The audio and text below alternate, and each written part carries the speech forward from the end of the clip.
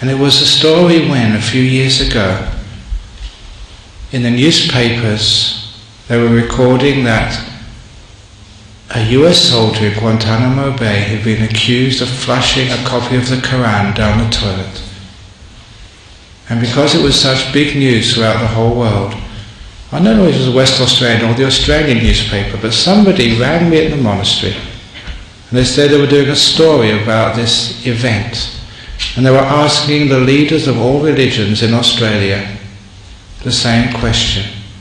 He was asking me, Ajahn Brahm, as a Buddhist, what would you do if someone flushed a Buddhist holy book down the toilet? Would we protest? Would we have a demonstration? Would we be outside of Parliament with our placards and death to the people who flushed a Buddhist holy book down the toilet? Of course not. What I replied, I said, sir, if somebody flushed a Buddhist holy book down my toilet, I would call a plumber. That took the journalists aback. I didn't see why no one else thought of that. Because you have to use the toilet afterwards, and we're very practical as Buddhist monks. So that's what I would do.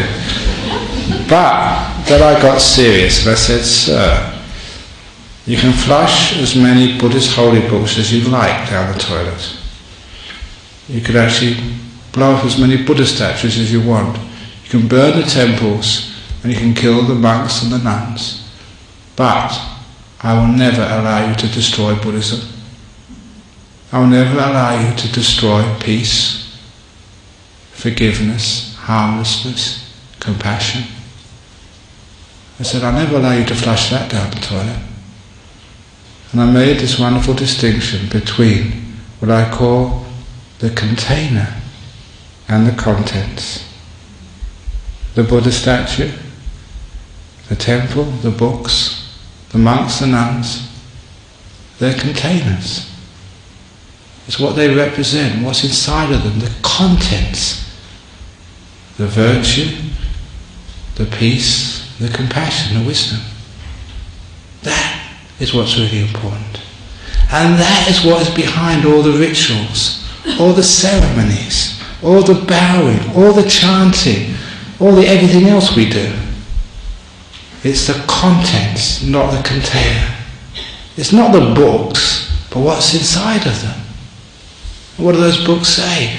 To love the neighbour as thyself, thou shalt not kill, to be kind, to forgive, to be merciful, to be gentle. So that's what we really remember whenever we do any ceremony. The contents.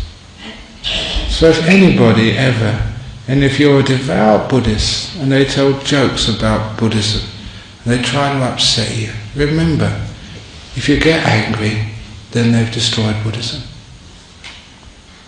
But if you remember peace, forgiveness, kindness, gentleness, then they never destroy the contents which are most important.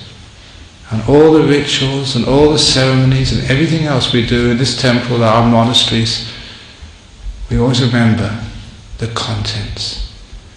So you can bow in weird ways, and I will never excommunicate you, but I'll say, wow, you've made my day. I've never seen anyone bow like that ever before. Thank you so much. That was made me laugh so much. Or whatever you do. So it's why you do it, where it's coming from. That's what's important.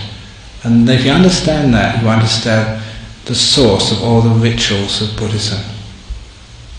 It's what encourages virtue, what encourages peace, what encourages wisdom and compassion, what makes people grow, live more in peace, harmony, and togetherness and prosperity. That's the meaning of all these rituals.